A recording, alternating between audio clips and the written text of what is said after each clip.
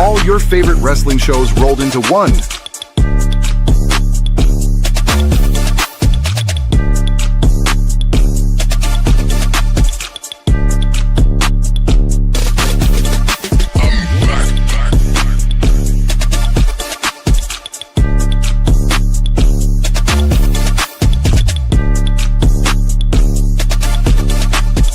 Welcome to the We Book It podcast. Let's start the show. And like the intro says, I'm back. Welcome to another Friday Night SmackDown, Lowdown with the one and only Lemon Pepper Stepper Man himself, Teddy Long. So I'm going to just go ahead and say it. Tonight was one of them episodes that was safe as hell because they're on their summer tour. And with tonight's show, it was probably just more promo than action. Granted, featured on tonight's card, you had the home country guy, Axiom versus The Miz tonight. But, the show kicks off with, opening up with, Jade Cargill, B-Fab, Michin, and you got Rhea Ripley, of course, with Charlotte Flair and Alexa Bliss coming out. And they're going back and forth verbally. And, of course, with it being what it is, even though Jade is in the championship match with Rhea Ripley Sunday, we had Rhea Ripley. I mean, not Rhea Ripley. We had Jade Cargill versus Alexa Bliss tonight. And I'm not getting into the promos tonight because, like I said, tonight was a real safe go-home episode. So, everybody did what they always do, get their last couple words out before the main event or before their title match or, just the typical WWE standard of what happens before PLE. So in this match, Jade Cargill, is manhandling Alexa Bliss like she typically always does. The match ends up being a win for Jade Cargill because B-Fab and Michin get involved, and because they got involved, Rhea Ripley and Charlotte Flair had to do what they do and come and intervene as well. They were already out at the ring, so it just basically turned into ringside brawl, take it to the back, and because of the distraction, Jade was able to hit her pump kick and then hit Jaded. 1, 2, 3.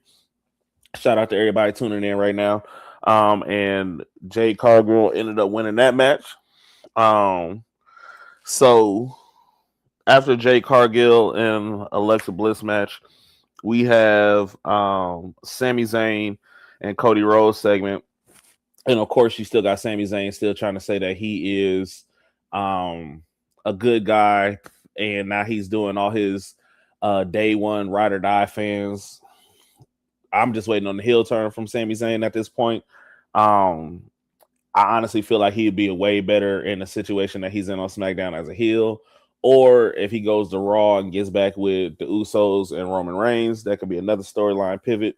But that segment ends up turning into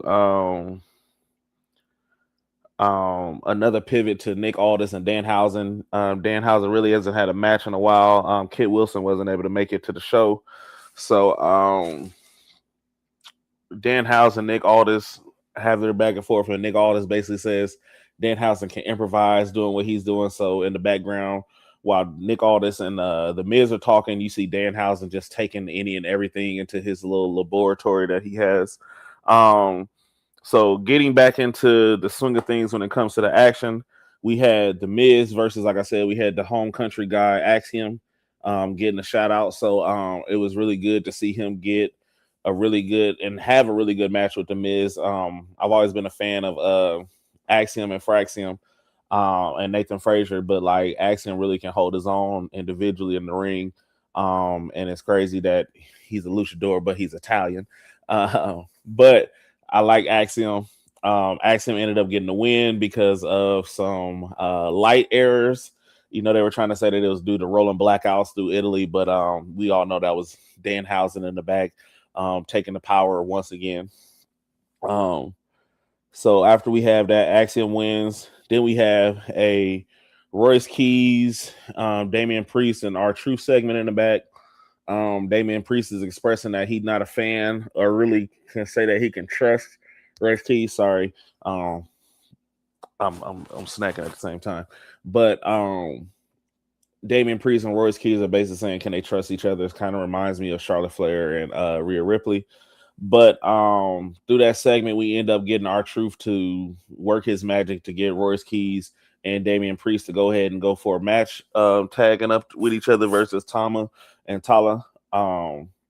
We have that match. Of course, you have Solo Sikoa that can't help himself, ends up interfering in the match and hitting Damian Priest with a spike from the outside, which causes R-Truth to come out to the ring.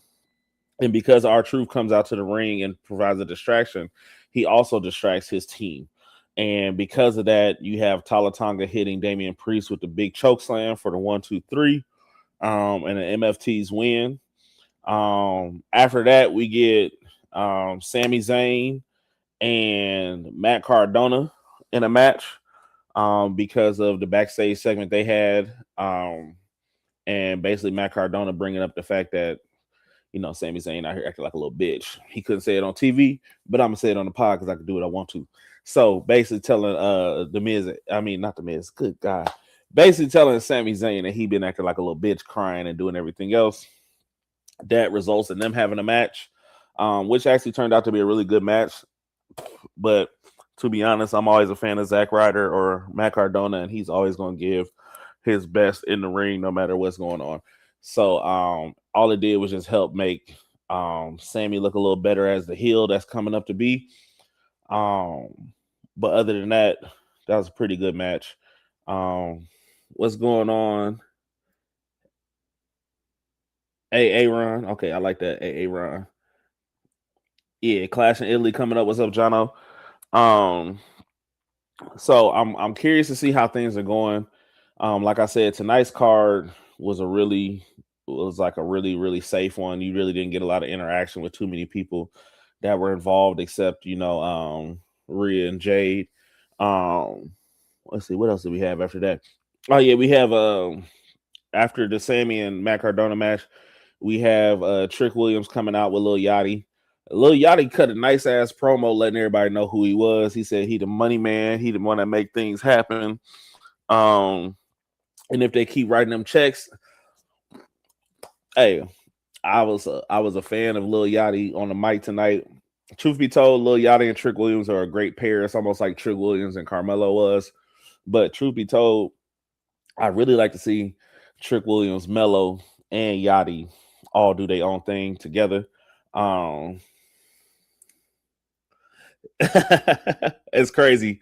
Mario, yeah. Hold on, wait. I'll go ahead and show that. Mario asked if I seen how Trick smacked the hell out of Ricky Saints.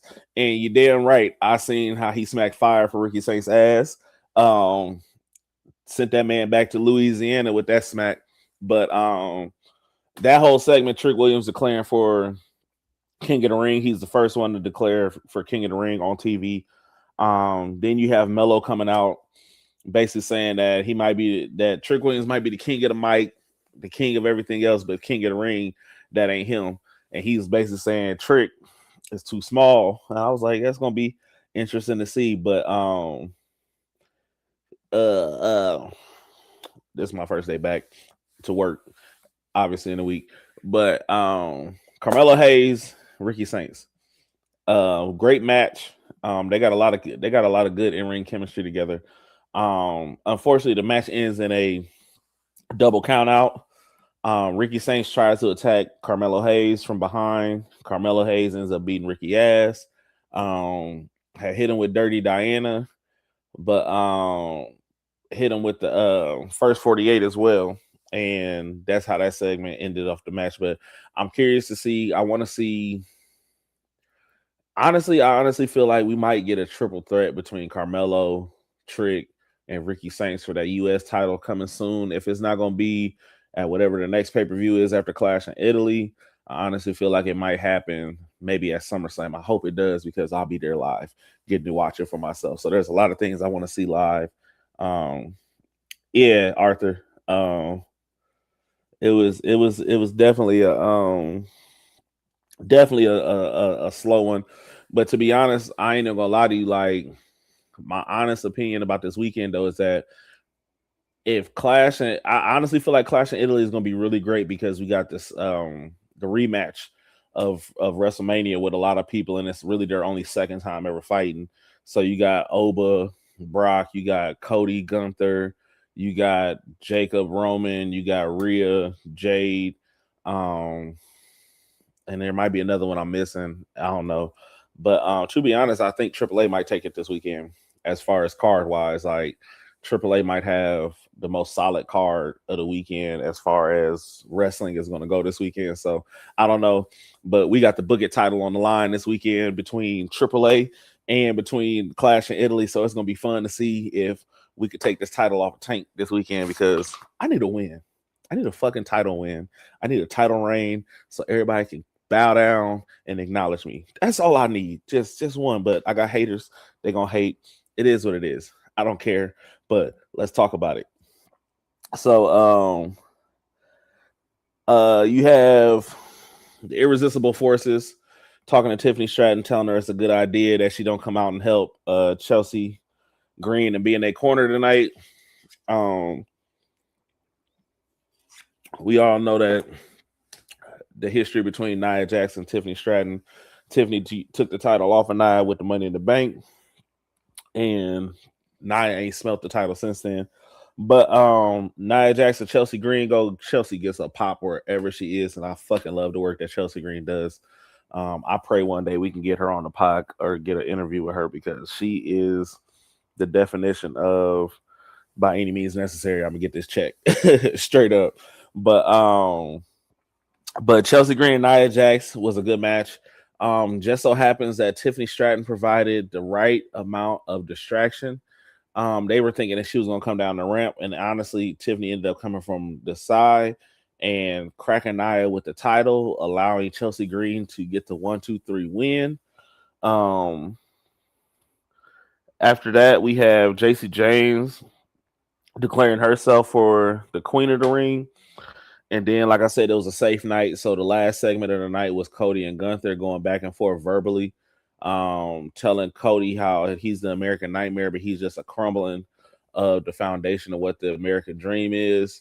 Cody telling Gunther that basically he's a liar, but Gunther's like, every promise I've made, I've kept. But I honestly feel like this is the one promise he says he's going to beat Cody. This is the one promise I feel like he can't keep, because Cody's going to take that title through SummerSlam. To be honest, Cody and Roman are taking their titles all the way up until at least Street Fighter drops. And then after Street Fighter drops, then there might be a new change of who's going to be the new champion. But as far as right now, I don't see Gunther beating Cody. So with the card going how it is this weekend, I feel like it's a pretty predictable card. I don't feel like any titles are going to change hands, except maybe Sol Ruka and Becky Lynch. That title might change. I honestly feel like it could change. But other than that, man, like I said, Friday night was boring. It was 3 hours where I'm like, man, I probably could have been doing some other shit. But of course, I had to watch so I can come bring it to the Booking family, the overviews and insights of, SmackDown going on live on the USA Network, even though it aired earlier because they're in Italy. But Booking family, this was a short episode because it was a short, boring SmackDown tonight. But keep those Booking pencils sharp. Check in and tune in with us on Sunday for the Sunday Night Stunner. We're gonna be covering AAA. We're gonna be covering Clash in Italy. And we're gonna see who's gonna be the new Booking champion come Sunday night. So once again, thank you for tuning in with the Lemon Pepper Stepper man himself, Mr. Teddy Long. And as always, keep them Booking pencils sharp and tune in. We love y'all. Peace.